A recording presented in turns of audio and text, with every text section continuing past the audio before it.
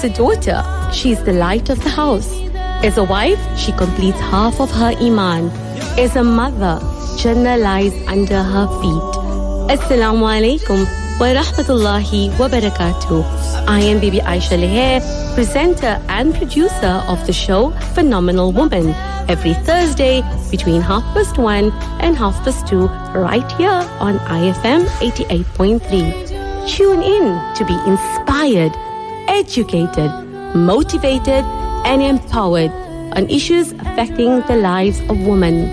When women stand together, amazing things happen. Extraordinary, Allah has blessed me.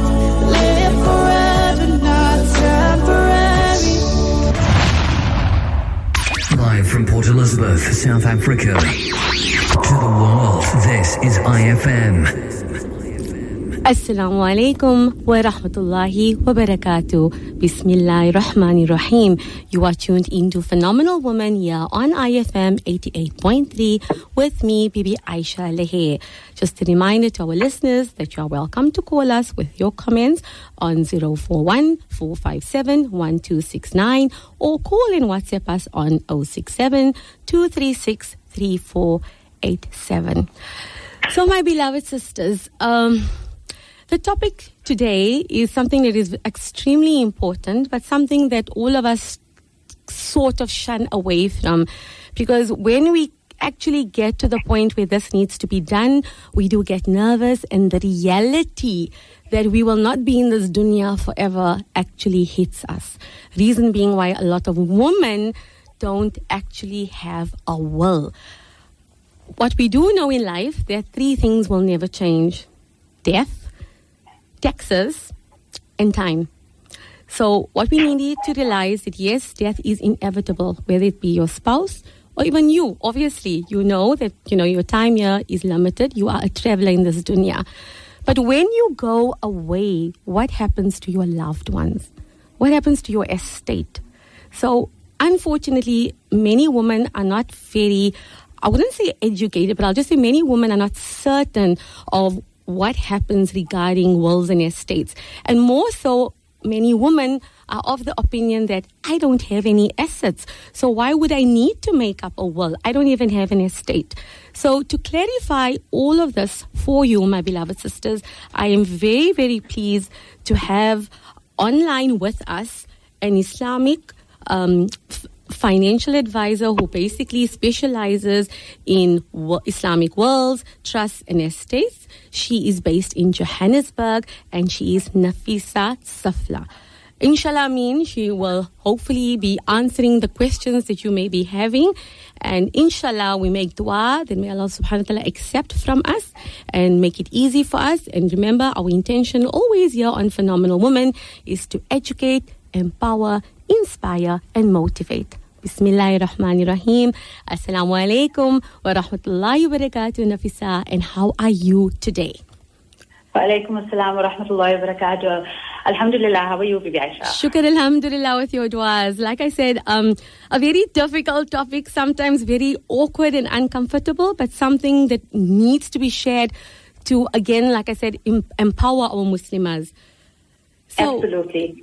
Besides being very difficult, very emotional, something very emotional for us to have to deal with, at the time where we need to be grieving. Yes. So very important topic. Jazakallah for having me on your show, and our whole point is to be of a benefit to others. Ameen, tumma ameen ya Rabbal Alameen. So very first, before we start, I just need to ask you, what exactly is estate financial planning? Okay. So basically, a financial advisor is a person who is registered, licensed, and accredited with the Financial Sector Conduct Authority, which is the FSCA, in terms of the FACE Act, to provide financial advice to people regarding their financial well-being. So I specialize in drafting of wills, planning for estate costs, planning, providing additional financial support to families once there is a financial loss due to a loss of a loved one. I'm not a lawyer. I'm not an accountant. I'm not a fiduciary specialist. I think it's very just important just so that the listeners do know, who I am and what I am able to and licensed to give advice on. Okay, mashallah.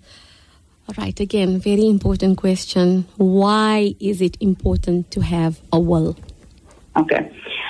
So it's not permissible for any Muslim who has something to will to stay for 2 nights without having his last will and testament written and get ready with him. This is Quran. Okay, this comes down from Allah. So as Muslims first, this is what we need to believe in, and this is what we have to have a will if we have something to leave for those behind. Fine. So dying without a will means that you die intestate. And if you die intestate, this means that the master's office will need to appoint an executor, possibly from the estate, to sort out your affairs. So this can lead to the delay in administration of your estate and the possibility of estranged family members benefiting from your legacy. This will essentially leave your children, your spouse, with insufficient, financial aid when you do pass on. So that's, basically the importance of having a will. All right. And then what makes a will valid? Because we're all aware that, when it comes to our deen, alhamdulillah, we follow a Sharia will. And the importance is, which is strange to many to understand, that if it's a Sharia will, it's obviously following what is stipulated in Quran. But yet, unfortunately, some people request that it must be signed. Please, if you can just clarify this for us. Okay, so what makes a will valid? What makes the master's office accept a will? That will, it needs to be on an original will, number one, so not a copy of a will. It needs to be hard signed, so wet ink, right, by the testator or the testatrix, and then 2 witnesses who are not mentioned in the will. In the will, that is what makes a will valid. Only upon this original hard copy will the master's office appoint an executor to wind up in estate. So, many people take a piece of paper and they start writing down whatever they feel like writing down or whatever they think that they need to write down and sign it, and it's not witnessed, it's not dated correctly, for example. That invalidates the will. Now, I think another very important question, as I mentioned when we just started the show, how would you know if you need a will or not? And that often happens with our Muslim sisters who sometimes would say, but I'm not working, I don't have any assets, whatever I have belongs to my husband or to my brother or to my father. So please, if you could shed some light on this. Sure. So essentially, if you own any assets and liabilities, or if you have any minor children, you need a will, right? So a lot of the time, and especially in our community, women basically rely on their spouses, okay? Yes. Or we say we don't have assets because our husbands have ownership of everything. So let's quickly take one step back, and I'm saying if you own any assets or liabilities, so this could mean that you've maybe inherited a property from your father, or you have a joint share in a bond on the current property that you're living in, and you have, or your husband has a business and he has shares in that business. So basically that means you have assets. You have, for example, a life cover that you've taken out some time ago and it's payable into your estate. That means that there's an asset in your estate. So if I could just maybe give you a little bit of an example, right? Please. You and your husband own property. He's a partner in a business, and you have a holiday home which is fully on his name. So upon death, these assets need to be transferred to somebody or to someone, to a living person, because it cannot remain in the deceased estate. Okay? You need a will, because a will is going to say what happens with those things. Children, if you have minor children that are due to inherit from you, they're not going to receive the inheritance if the mother and the father pass away at the same time. That funds are going to the government.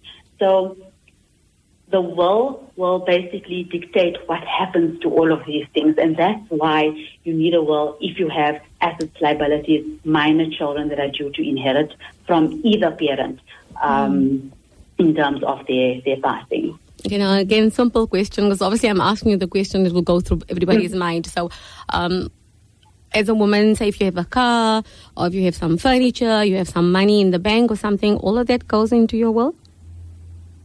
So remember, when we're doing a will, we don't list assets and liabilities in your will, right? So we don't list you have a car and the car goes here, or you have jewelry and the jewelry goes here, and you have money in the bank and it goes here. Basically, what happens is that we will only look at all your available assets and liability upon death, and all living heirs at death only. And the simple reason for that is because assets and liabilities come and go. Imagine how many times you're going to need to be updating that will. Exactly. Yeah, it will be so time consuming. Half the time we forget to do these things, and then what happens? So basically, when an executor needs to wind up your estate, they have a look at your will, we have a look at all available assets and available liability at the time, and then they will obviously look at all living heirs at the time so that the distribution can be done correctly. So, back to your question, you don't specific or specify those items in a will or in a Sharia will. Okay. So obviously when you talk about who benefits from a will, it would be your heirs. But maybe if you can just break down for us, different scenarios. Okay. So in a Sharia will, your Quranic heirs will benefit from your estate, right? And these heirs have already been predetermined by Allah, and the percentage of inheritance has been stipulated in Sharia. So the laws of inheritance are clear. Nobody can change it. Nobody can fight about it. It is what it is. How Sharia wills are split? They're split into three parts. 1/3 goes to your heirs, 1/3 is for debt, and 1/3 is wasiyah, right? Now, your Quranic heirs are people that you are from, your spouse, and people that are from you, right? So that's the first step. And then it can go further, but if we go further, we're not going to have enough time. Yes. Right? So, and then 1/3 your debt, and then 1/3 your wasiyah. What is your wasiyah? So your wasiyah is you can nominate any person or organization that is not your Quranic heir. So, for example, your siblings, you can nominate as part of your 1/3 wasiyah. Your in-laws, for example, you can nominate, an organization. So you can nominate somebody there, a few persons there in your wasiyah that will then benefit as a gift from your estate. The other important thing that forms part of that 1/3 is your unfulfilled religious obligations. Very, very, very important and that we make mention, we make note, and we remember that your salah that has not been fulfilled, so you haven't made your qada of your salah since the time you were baligh, your fast that haven't been kept or you haven't paid back, your zakat, your hajj that hasn't been performed, obviously if you were able to and you haven't performed it. So very important, ladies, as you go through life, we make intention that we fulfill these religious obligations. It is our obligation. Yes. And we need to make intention to fulfill this obligation. And with that intention comes, action. So we need to take action upon that intention, and we need to start paying back. Most of the time, we don't know exactly how much of salah we have to pay back or how much of fast, but you need to make a note of it. So a quick calculation, 5 salahs per day times how many days per month times how many will give you an indication. Definitely. And when I do the calculation with you, we'll come up to a rand value, and these rand values have to go into your will. So there'll be rand values in that will, and when we winding up the estate and we have to do the distribution, we will look at that as well, because that needs to be paid.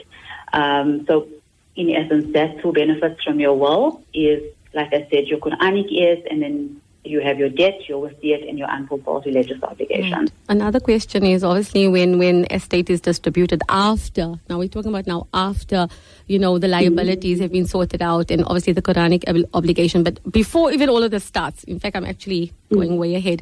When an estate is basically now going to be sorted out, whatever the person has had, is that all obviously would be put together, and based on that, deductions would be made for the various things that you mentioned now, and based on that, what is left over is what will be given to heirs. Am I clear? on that?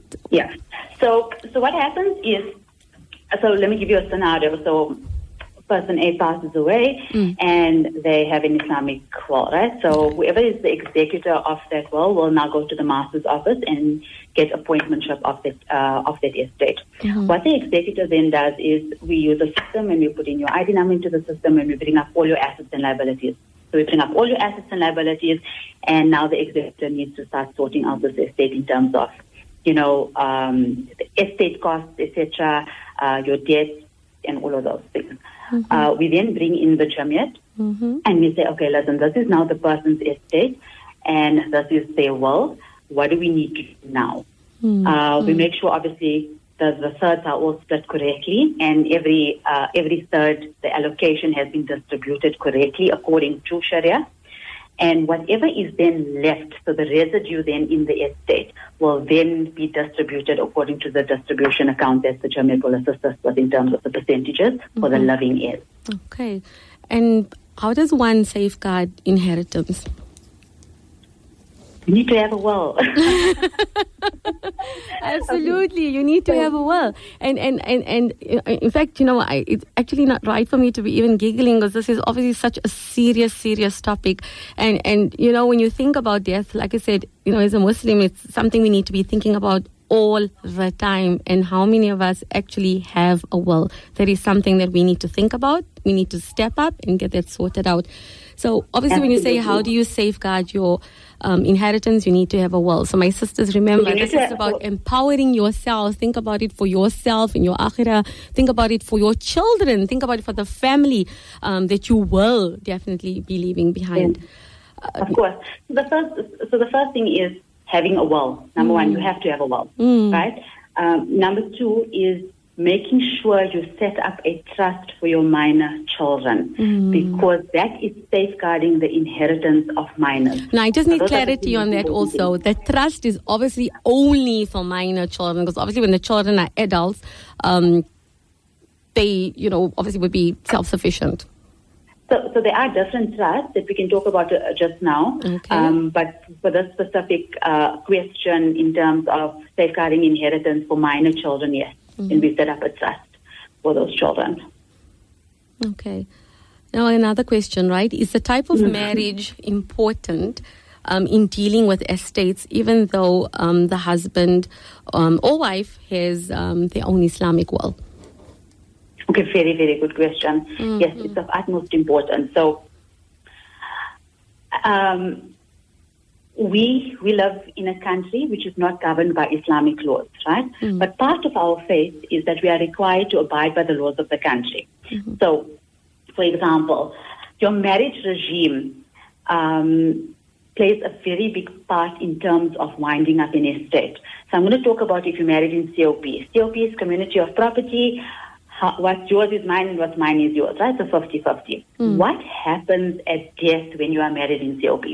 So 50% of the assets and 50% of the liability belong to each person, the deceased and the living spouse. So just assume we have a 1 million rand estate with no liability. It means that the wife automatically will inherit 50% of her husband's estate. So 50% of her husband's estate is inherited now by the wife, right? The 50% that's remaining in his estate now will be distributed according to the will. Now the will says that the wife is going to get a certain percentage, the two children, and possibly his parents, okay? What does this mean? It means that the wife is actually getting 50% plus an additional percentage, okay? Is this okay? Is this okay in terms of Sharia?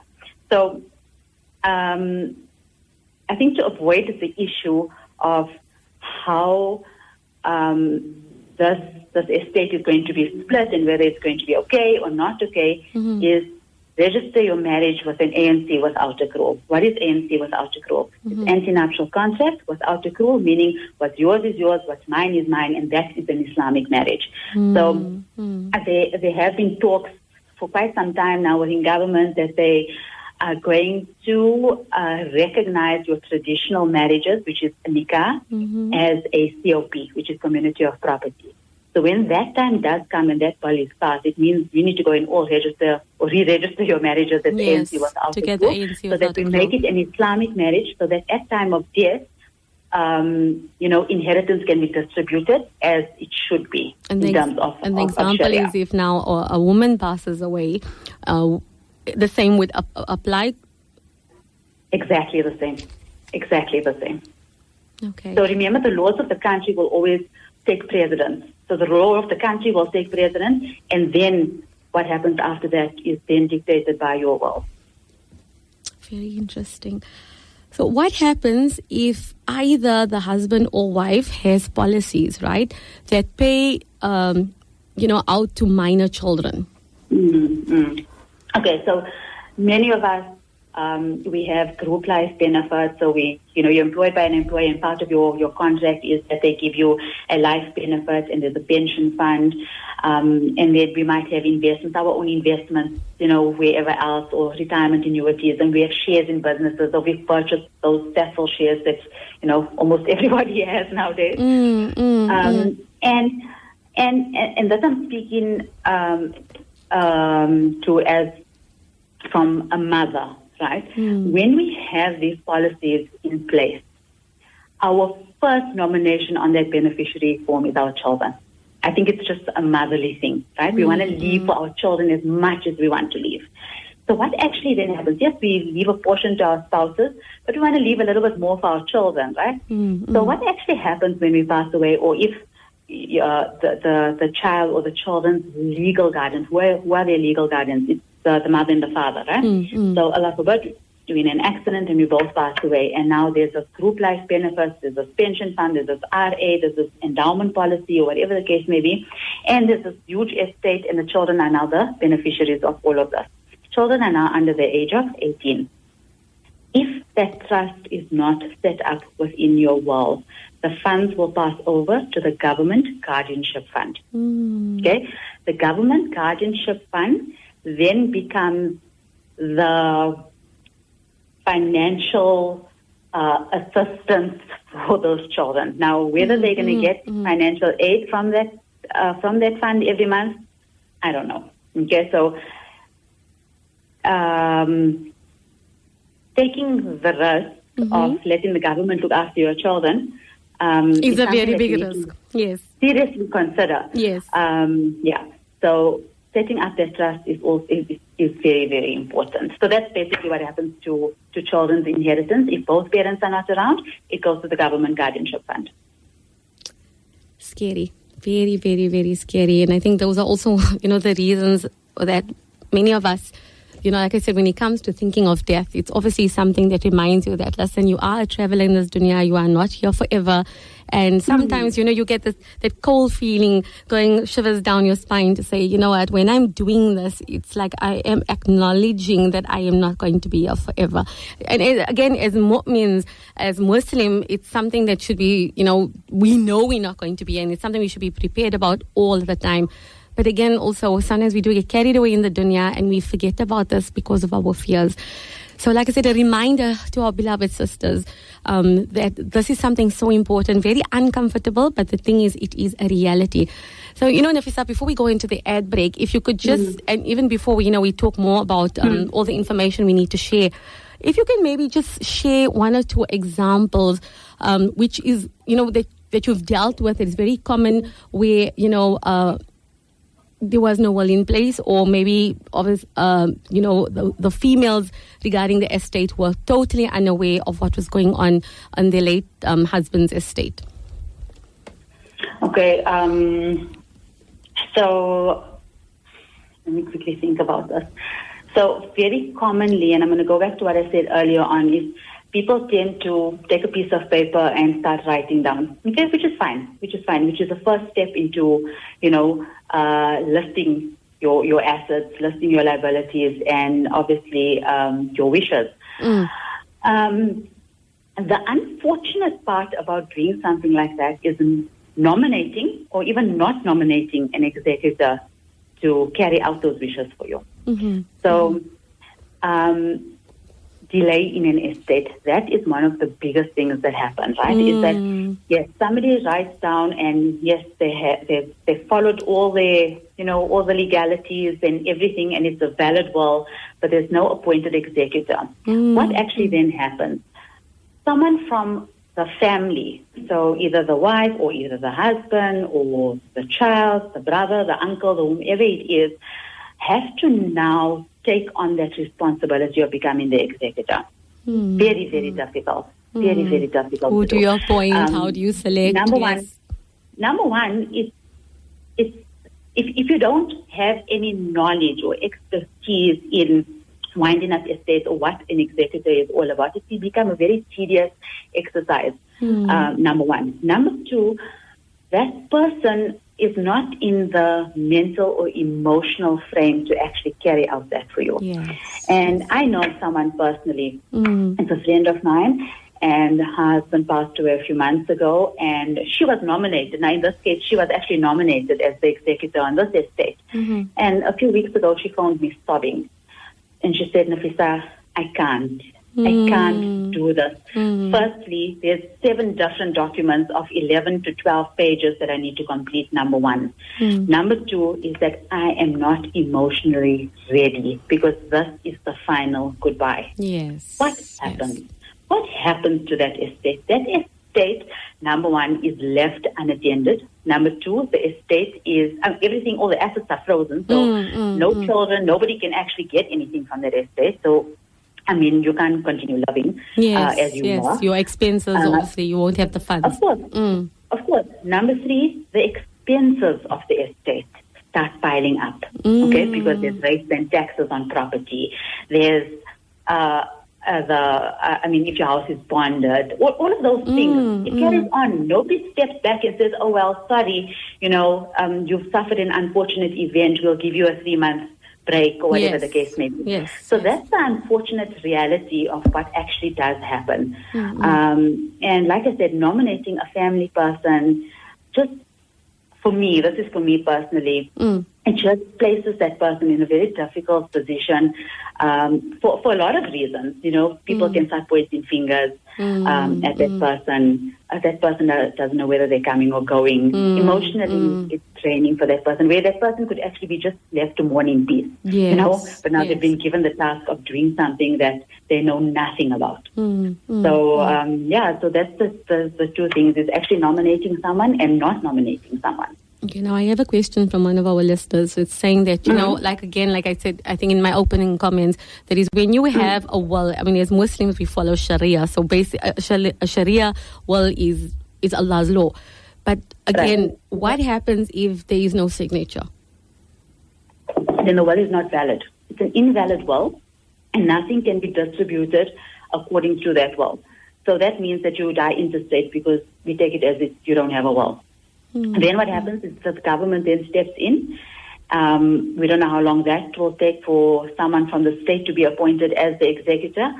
There would be, then comes another whole ball game where people can come and lay claim to your estate. Okay, so there can be someone that can claim to have been, I don't know, your second wife or whatever the case may be. And now they lay claim to your estate and nobody actually knows. This is the reality. This is what happens. Yes. I think it's important for people to know that it's very, very unfortunate that when there is money, in an estate, scruples are gone. Sadly. And we make dua to Allah subhanahu wa ta'ala that, we have the hidayat to not do that. But like you say, unfortunately, when it comes to money, like you say, scruples are gone, sadly. Sadly. Yes.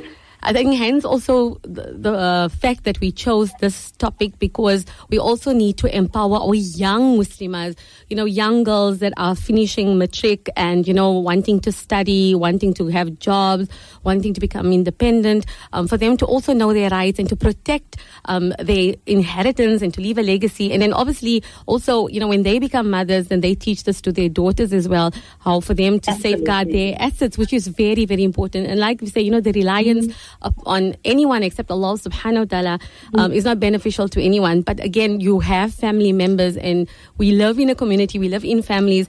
We need to know all of these rules of Sharia and apply it to our daily lives. Our beloved listeners, inshallah, we will be continuing after the ad break. Please don't go away. Allah has blessed me, live forever, not temporary. As a daughter, she's the light of the house. As a wife, she completes half of her iman. As a mother, Jannah lies under her feet. Assalamu alaikum wa rahmatullahi wa barakatuh. I am Bibi Aisha Leher, presenter and producer of the show Phenomenal Woman, every Thursday between 1:30 and 2:30 right here on IFM 88.3. Tune in to be inspired, educated, motivated and empowered on issues affecting the lives of women. When women stand together, amazing things happen. Extraordinary, Allah has blessed me. Live forever, not die. Broadcasting to 50,000 listeners, 65 suburbs, 3 cities, with one friendly voice. This is IFM. Assalamu alaikum wa rahmatullahi wa barakatuh. Bismillahir Rahmanir Rahim. You are back here on Phenomenal Woman here on IFM 88.3. And this afternoon we're talking about wills and estates with my guest Nafisa Safla, who is a financial advisor specializing in Islamic wills, trust and estate planning. And she is based in Johannesburg. So my sister, there's been, a few comments that I've received during the ad break. And, like we say, the promo of the show, I'm just listening. When women stand together, amazing things happen. And that is our intention today, standing together to educate and empower, and a reminder to our Muslimas of their obligations, their Sharia obligations, and also to let them know that they are never, ever alone when faced with death of a loved one. Which brings me to my next question, that when a woman loses her father or her husband, she doesn't have her mahram there now. And obviously now they're dealing with estates. A portion also goes to her mahrams. Say if she's unmarried or even if she's married, how is that all broken up? If you could just clarify. State the question for me again. Sorry. So the woman, right? Okay. Say obviously, a woman would inherit from her father. Does she inherit from her brother? And also, obviously, she inherits from her husband, right? So she has mahrams and certain portions would go to them. But that money that goes to mahrams, that money is supposed to be looking after this woman, who could be their sister or their mother, for example. Am I correct? So we need to understand how this inheritance was given to her, right? So inheritance from her father. So her father passed on and she inherited a portion from her father's estate, 100%, right? With regards to her brother, she wouldn't necessarily inherit from her brother's estate unless he mentioned her as part of his wasiyat. Because remember, a sister is not a Quranic heir of a brother's estate, unless she is mentioned as a nominee or as bequeathed in his will, right? So the brother no, and then you said her son. Yes. Okay. So her son and her husband. Yes. So her son passes away. So her father, her son, and her husband. Yes, she will definitely inherit, right? So she inherits, and that money then belongs to her. She can do whatever she needs to do with it because it's her inheritance. What is the question? Was that the question? Okay. That was just basically like a scenario that, was the question posed to me by one of our listeners, so hence I was asking you. But now also, say a woman inherits, right? Again, it could be from either her husband or her brother. Well, if he has been mentioned in the will, or from her father. Do her mahram still need to take care of her if she, obviously now if she's a widow, then yes, they would have to take care of her. If she's not married, what happens then? Although she is also inheriting, but don't they also have a Sharia obligation as her mahrams to take care of her? They do, because her inheritance has nothing to do with anybody. She can take that entire inheritance and gift it to an orphanage. Yes. So remember, your inheritance, you are not obligated to do anything specific with your inheritance. That is your inheritance, and you can do whatever you need to do with your inheritance. Yes, your father, your brother, your whoever, whichever mahram is still alive at the time when you are widowed, yes, I mean, they should. It would be nice if they would still take care of you. But like I said, because you have inheritance, it doesn't make it a less of an obligation. Okay, our next question. What is a trust? A trust. Okay, so a trust is a legal entity which manages the assets of a person, right? So there's various types of trusts. And the trust that I'm going to focus on is that children's trust, right? Because we're talking about that children's trust and minors inheriting. I am going to touch a little bit about the other two trusts in a moment, but let's quickly talk about this children's trust. So basically, the trust is created upon death to take care of the welfare of minor children. And what the trust does, it looks after the child in terms of the child's education, medical needs, food, travel, basically all the essentials that a child would need up until the child reaches a certain age. So what happens is that the trust usually then becomes applicable once both parents pass on, and now the trust is formed and all this inheritance comes into this trust, right? Now the trust looks after this child. So basically what you do is, in your will, you would set a trust vesting age in your will, which means that your child will have access to his or her funds at this specific age. So what happens is the trust looks after the child for all these years, and the trust now vests at age 25, for example. And now the child at age 25 approaches the trust and they have full access to all of their money. Now, setting a trust vesting age is also something that's very important to consider. So a lot of people would maybe want to put a trust vesting age at, age maybe 21. At 21, my child can have access to their funds, etc. I would say maybe a little bit older, because the trust, remember, will still look after this child through the university, through their tertiary education. So if you are leaving your trust vesting at age 18 or 21 and there's 5 million rand in there, an 18 or 21-year-old is going to go and buy a car. That's the first thing that child is going to do, honestly. So let the child graduate first. At age 25, they'll have access. They're a little bit more mature, to handle money. And even though those children are taken care of guardians, because you will nominate guardians in your will, right? So obviously people that you trust, people that where your children are comfortable with, etc.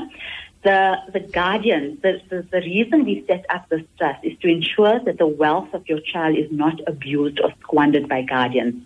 Because, again, another reality, this is what happens. Guardians squander and abuse the wealth of children. So the trust is set up. Trust looks after your children in terms of all their financial needs. Upon the trust vesting, the trust vests, the child will then have access to his or her money. So that's the first trust, right? And then I'm just going to touch a little bit on another two trusts. The other two trusts is something called a provider's trust. A provider's trust is a trust that you will set up to take care of a specific person, so a minor or an adult, that is unable to make financial decisions for him or herself. So it could be a person that has, a person with a disability, so a mental disability, or someone that cannot make financial decisions for themselves. It could be a child or a person that is, a substance abuser or an alcoholic. You don't want to leave all this money to that person. How is it going to look after that person? So we set up a trust, and the trust basically looks after that person. Then you have another trust, which is called a widow's trust.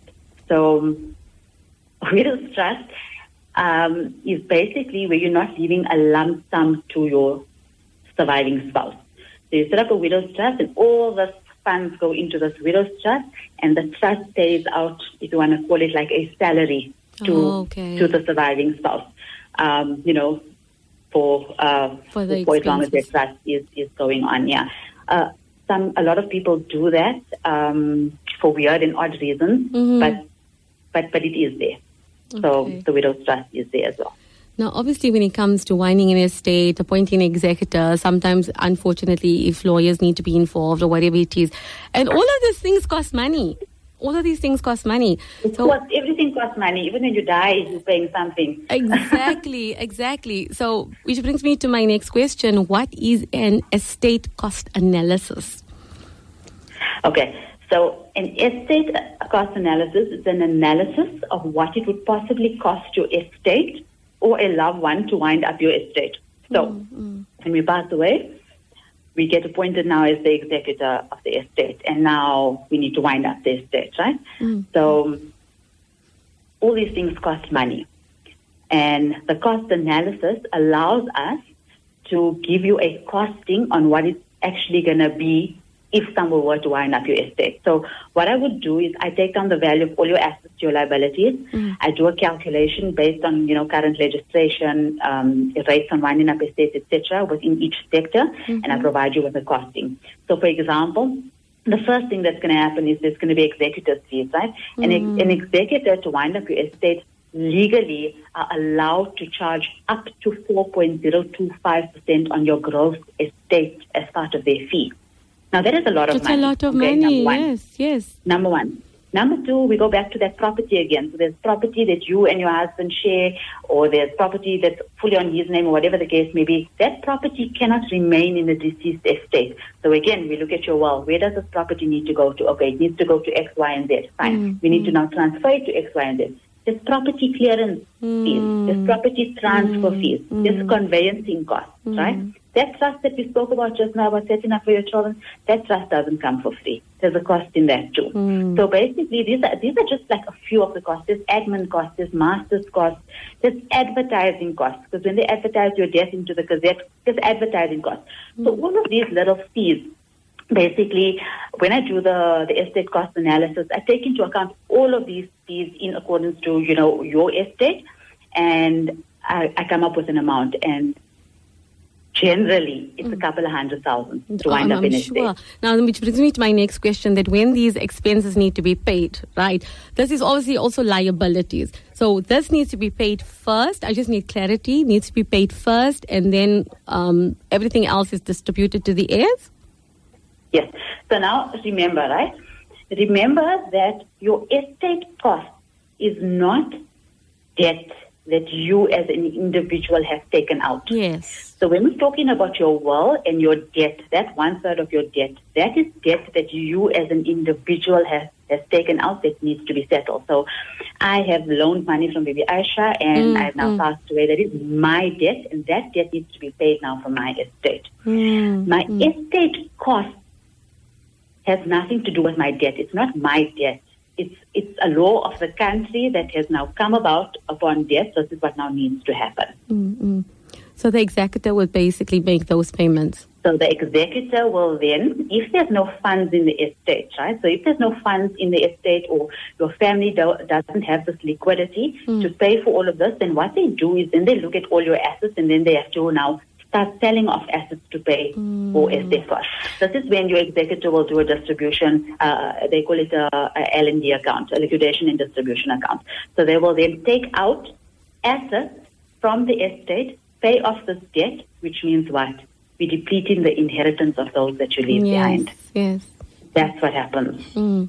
But again, just clarity that obviously these must be paid for from the estate, obviously before distribution is made. So it's not the responsibility of any one person. It's the person who is the executor of the estate that's obviously going to take those funds from that estate and then do, like we said, the distribution. Yes, and then whatever's the residue of the estate will then get distributed. Okay, we have so many questions. Whatever's left after all expenses are paid. Okay. So how does one plan for the reality of all these additional expenses arising, after a loved one has passed away? How do we plan? Allah is the best of planners, right? Definitely. Yeah. Okay, so now that you know what some of the expenses may be, you need to have a plan, right? So where do we get this money from? Is it money we stashed under the mattress, for some years? Do we take out additional life cover so it creates liquidity? Do you just invest your own savings so that you can pay your spouse's estate expenses? I mean, you can do all of that, but most of the time, we don't have that money. We haven't stashed money under the mattress. We haven't taken out additional life cover. We don't have enough savings because COVID destroyed us. We used all of our savings. Yes. So basically what I do is we draw up something called a protection plan. And what the protection plan does is it indemnifies your estate from all of these expenses. So it's provided to you in accordance with what your need is. So if I just have to go back when I spoke about doing an estate cost analysis, and I come up and I say, Baby Aisha, this is how much it's actually going to cost to wind up your estate. Do you have this money in your estate to pay for these expenses? No, sir, I don't. Okay, does your family have these? No, I don't think they will. Okay, fine. So we have a plan that we can provide to you. Okay, so it's a policy plan that we provide to you that will indemnify your estate from all of these expenses. What does that mean? It means that the executor is now winding up your estate, and we bring up this plan and we say, oh, but Bibi Aisha has this plan that's going to actually pay for all of these costs, that executor's fees, that trust fees, that property clearance fees, that admin costs. Now we indemnify your estate. So that money is now not coming out from your estate anymore because you have this policy plan in place to pay for it. Okay. The only thing that the policy plan does not pay for is estate duty.